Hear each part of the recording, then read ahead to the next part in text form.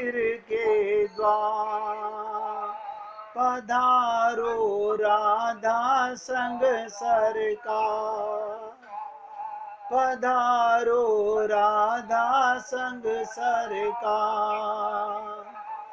खुले हैं मन मंदिर के द्वार, पधारो राधा संग सरकार, पधारो राधा संग सरकार। खुले हैं मन मंदिर के द्वार, खुले हैं मन मंदिर के द्वार। पधारो राधा संग सरकार, पधारो राधा संग सरकार। अब मन मंदिर के द्वार खुले तो भगवान पधारे। मन में चाहना भूख हो तो भगवान पधारे। इसलिए मैंने आपसे कहा साधक को चाहिए पहले वो सत्संग के द्वारा, सत्संग ही एक दवा है मन को सुधारने के लिए। ये मन पवित्र नहीं हो सकता किसी दवा से। मंदिरों में करोड़ों कल्प टक्कर मार लीजिए, मन शुद्ध नहीं हो सकता। सत्संग ही एक दवा है। भगवान के अतुलनीय महत्व को समझें। उनके निरंतर ध्यान के द्वारा, निरंतर ध्यान, बताइए जैसे सांस आते रहते हैं जाते रहते हैं, ऐसे ही भगवान का ध्यान हर सांस में होता रहे। और ध्यान के द्वारा अपने अंतर में उनके प्रति कुछ प्रेम उत्पन्न करें। पता है लाला तू अंदर बैठा है, तू धड़क रहा है, मुझे पता है, मुझे पता है काम भी तू ही कर रहा है, मैं कुछ नहीं कर रही। ये रोटी भी तू ही बना रहा है, ये सब्जी भी तू ही बना रहा है, ये बर्तन भी तू ही मांज रहा है। ये भाव होना चाहिए। ये सोचना मैं कर रहा हूं, ये तो मूर्खता है। जहां मैं आया वहां पागलपन आ गया।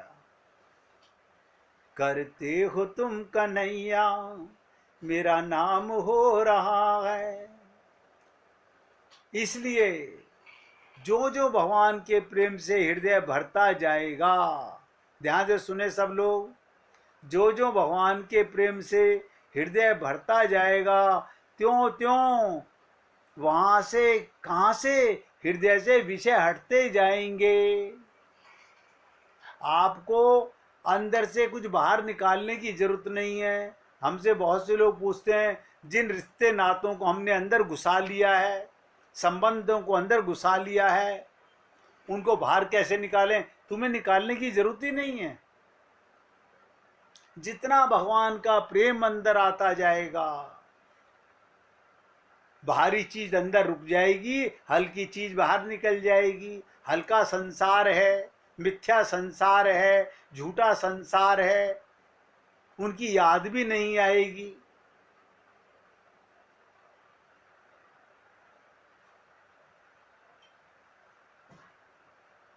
विषय हटते जाएंगे। यों करते करते जिस दिन अपना हृदय आसन, ध्यान से सुनो, बहुत ध्यान से सुनिएगा, जिस दिन हम सबका हृदय आसन, हृदय का घर, अंतःकरण केवल परमात्मा और गुरु के लिए सजा करेगा,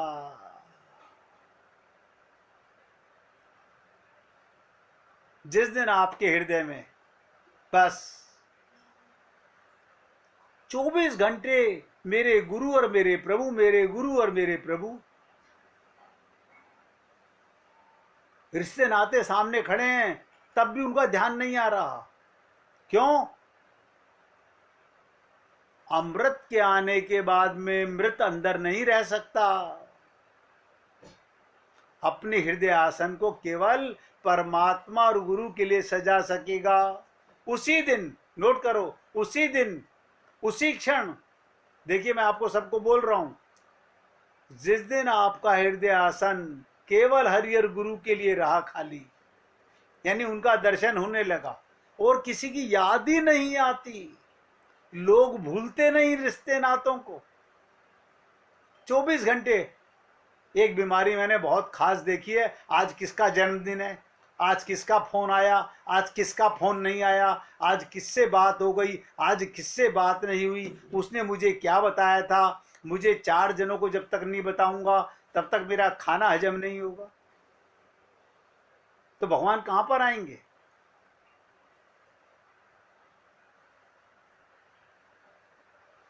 अपने हृदय आसन को केवल अपने गुरु और परमात्मा के लिए जिस दिन सजाओगे, उसी दिन, उसी क्षण, सब नोट करें, उसी दिन और उसी क्षण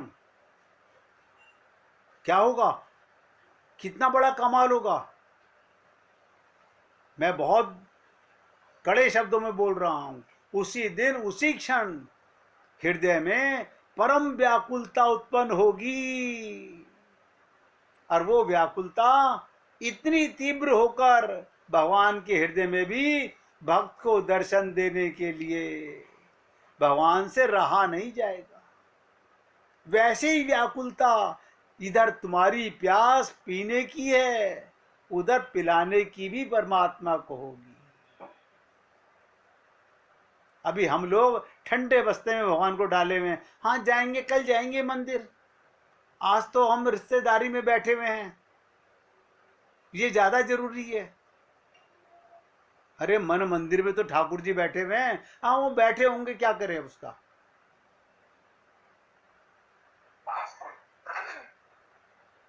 इसके बाद तत्काल ही, ध्यान से सुनो, वो शुभ समय प्राप्त होगा जिसमें भक्त और भगवान, ध्यान से सुनिएगा, भक्त और भगवान भक्ति में परिणीत हो जाएंगे, प्रेम में बदल जाएगा, दो नहीं रहेंगे, एक हो जाएगा।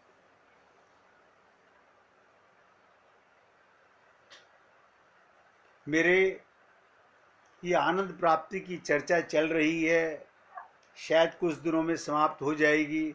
इसके बाद मन में बार बार अंदर से एक बात उफनती है कि पता नहीं जीवन कितना बाकी है। हम सबको उस परम प्रेम को पाने की क्या उपाय, कौन सा सरल उपाय है, मैं उसके ऊपर बहुत चिंतन सोचता रहता हूं कि आप लोगों की ऐसी सेवा की जाए कि भगवान तो चुटकी बजाने में नाचने लगे।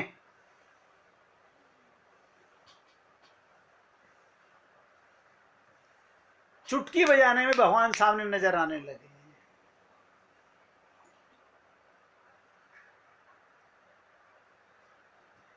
मैंने कहा ना, इसके बाद तत्काल वो शुभ समय प्राप्त होगा जिसमें भक्त और भगवान का परस्पर मिलन होगा, प्रत्यक्ष मिलन होगा। जैसे गोदा जी का बटशाही भगवान के साथ विवाह हुआ, सारी गोपियां देख रही हैं आज गोदा का विवाह, आप और हम लोग तो उत्सव मना के खुश हो लेते हैं, लेकिन गोदा जी ने साक्षात्कार दिखाया। पूर्ण श्रद्धा विश्वास हो तो परमात्मा तुरंत प्रकट होता है, प्रत्यक्ष मिलन होगा और उससे आपकी हृदय की अंतःकरण की भूमि सदा के लिए पावन हो जाएगी। सदा के लिए, सोचिएगा, सदा के लिए पावन हो गई। अब कुछ नहीं, हो गया काम, कुछ करने की अब जरूरत ही नहीं है। बस एक बार ज्योत जली नहीं, एक बार की ज्योत जलने मात्र से फिर वो कभी बुझेगी नहीं, कभी नहीं बुझ सकती। ऐसी ज्योत भगवान की जिस दिन आपके हृदय में जल जाएगी, समझ लीजिएगा सब कुछ संसार अपने आप विस्मरण में चला जाएगा, संसार की याद तलक नहीं आएगी। ये कब होगा? कटु सत्य बता रहा हूं, बहुत कड़वा सच बोल रहा हूं। अगर हम सब लोग इसी देह में भगवान को पाना चाहते हैं तो सब नोट करें, कुछ पाने के लिए कुछ खोना पड़ता है। कल भी कहा था, त्याग, स्वाद छोड़ दो तो शरीर को लाभ होगा, विवाद छोड़ दो तो संबंधों को लाभ होगा, और अगर आप अपना कर्म व्यर्थ चिंता करना छोड़ दो तो पूरे जीवन का लाभ होगा। रामचरितमानस में तो काकभूषुंडी जी गरुड़ जी को एक चौपाई में बता रहे हैं। क्या बता रहे हैं? सो दासी रघुबीर के समुझे मिथ्या सोपी, छूट न राम कृपा बिनु नाथ कहूं पद रोपी। ये माया, ध्यान से सुनो, सो दासी रघुबीर की। गीता में भी भगवान ने कहा, देवी हिषा गुणमयी मम माया, ये मेरी नौकरानी, मेरी दासी है।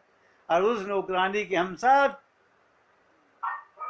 पागल हुए पड़े हैं, उसमें माया से ठगे जा रहे हैं। और काकभूषुंडी जी गरुड़ जी को बता रहे हैं, ये माया जिसे आप हम सब लोग खूब ममता करते हैं, खूब सजो के रख रहे हैं। आहा, हमने मकानों की रजिस्ट्रियां उठा उठा के रखी, बड़ा खुश हो रहा। हा। और देखो कमाल की बात, जिसने अपने लॉकअप में संभाल के रखे हुए, जब वो शरीर छोड़ेगा तो कोई रजिस्ट्री निकाल के ना तो साथ जाएगी, ना कोई बच्चा साथ भेजेगा। बस भ्रम है, हाँ मैं सबका मालिक हूं, सारी संपत्ति मेरे पास रहती है। हम माया में ही खुश हो रहे हैं। इसलिए कहा गया, सो दासी रघुबीर के समुझे मिथ्या सोपी। ये भगवान की दासी है माया। यदि समझ लेने पर यह माया मिथ्या है, किंतु श्री राम की कृपा के बिना इस माया से नहीं बचा जा सकता। शब्दों में तो आप हम लोग न जाने कितनी बातें सुन चुके, लेकिन अभी तक परमात्मा की कृपा नहीं हुई। छूट न राम कृपा बिनु, ये माया पीछा नहीं छोड़ेगी, माया पीछा नहीं छोड़ेगी। क्यों? माया महाठगनी हम जानी। जिस दिन आप ये कसम खाओगे, बस आज से मैं सत्संग में आंख खोल के भी किसी की तरफ नहीं देखूंगा, उसी दिन कोई रिश्तेदार ऐसा घर में आके बैठ जाएगा, आप मजबूर हो जाओगे। माया अपना काम करेगी, आपकी परीक्षा लेगी। आप कहोगे अब क्या करें, ये रिश्तेदार तो साल दो साल में कभी कभी आते हैं, सब माया है, हम पहचान नहीं पाते। छूट राम कृपा बिनु नाथ कहूं पद रोपी। काकभूषुंडी जी कहते हैं, ये समझ लेने पर भी ये माया है, ये मिथ्या माया, किंतु भगवान की कृपा के बिना इस माया से नहीं बचा जा सकता।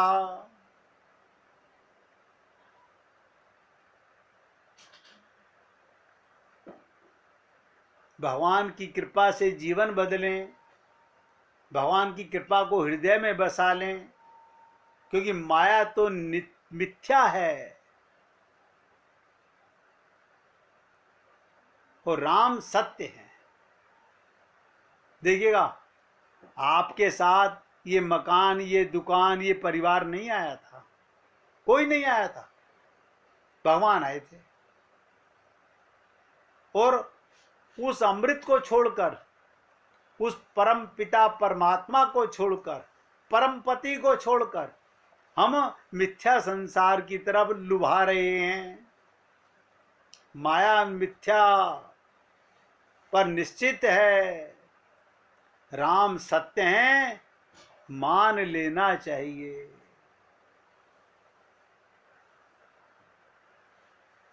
निवेदन करना मेरा कार्य है, मानना ना मानना भक्तों का कार्य है। मैं ऐसा नहीं मानता। अगर हम अपने आप को बीमार समझेंगे तो इलाज जरूर कराते हैं। अब हम बीमारी के प्रति लापरवाह हैं, बदपरहेजी करेंगे तो और बीमार पड़ेंगे। यूं ही आते रहेंगे जाते रहेंगे। अब लोग सोचते हैं अब छोड़ो ना, अब सारा दिन भगवान से प्यार कर लें, ये अब ये इतने, हमको और आपको पता नहीं है। मनुष्य की, ध्यान से सुनिएगा, 10 इंद्रियां, ये बाहरी इंद्रियों की बता रहा हूं, अंदर की बात नहीं कर रहा हूं अभी मैं। इन 10 इंद्रियों में 2 इंद्रियां ऐसी हैं जिन पर जीव नियंत्रण नहीं कर पाता। ये वेदों की बात बता रहा हूं। मनुष्य जीवा पर, स्वाद पर और उपस माने जननेन्द्रियों पर नियंत्रण में हो तो वो किसी भी का गुलाम नहीं होगा। हर व्यक्ति इन 2 का गुलाम होता है। आज खा के देख लेता हूं, कल से परहेज कर लूंगा। आपको इतने प्यार से दे रहा है तो कैसे मना कर दें? अगर कोई प्यार से जहर दे, खा लोगे? नहीं नहीं, वो कैसे खा लेंगे हम? इसका मतलब हम इंद्रिय के गुलाम हैं। और 2 इंद्रियां मैंने आपको बताई हैं, एक जीवा और एक जननेन्द्रियां। इन यदि इन पे नियंत्रण में हो तो किसी भी दास्ता स्वीकार नहीं होती है। इन्हीं के बस में होने के कारण, ध्यान से सुनिएगा, इन्हीं के बस में, इन्हीं का गुलाम होने के कारण मनुष्य के द्वारा कुत्ते की तरह भटकता रहता है। पुनरपि जननम पुनरपि मरणम, बार बार संसार में आता और जाता रहता है।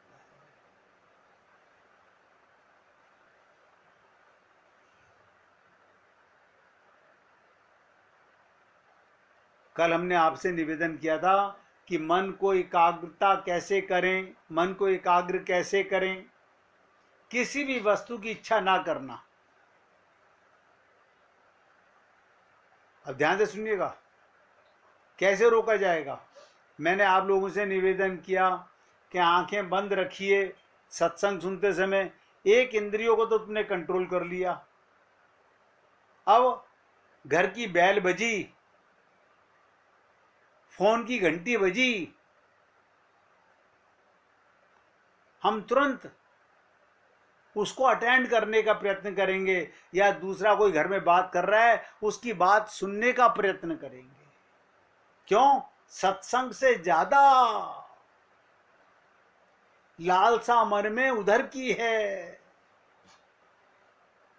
उस समय हमें पता नहीं चलता कि मैं पाप कर रहा हूं। लगता यह है हम तो सत्संग सुन रहे हैं, आंखें खोल के, आंख बंद है तो कान खोल के सुन रहे हैं। कौन आया, क्या बात कर रहा है, किससे बात कर रहा है। यानी अब सोचिएगा, मन तो एक था, सत्संग से हटा और कुचक्र में चला गया। ये हम सबका हाल है, सबका हाल है, सब नोट कर लें।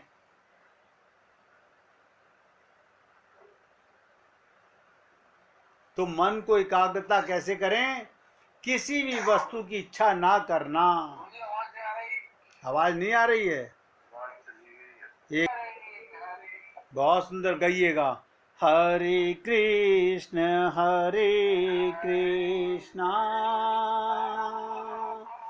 कृष्ण कृष्ण हरे हरे, हरे राम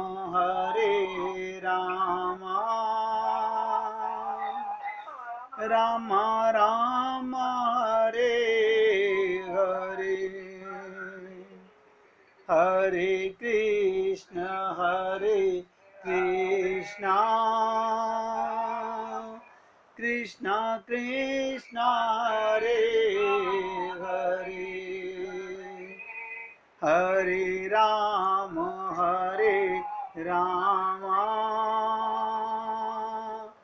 राम राम हरे हरे हरे कृष्ण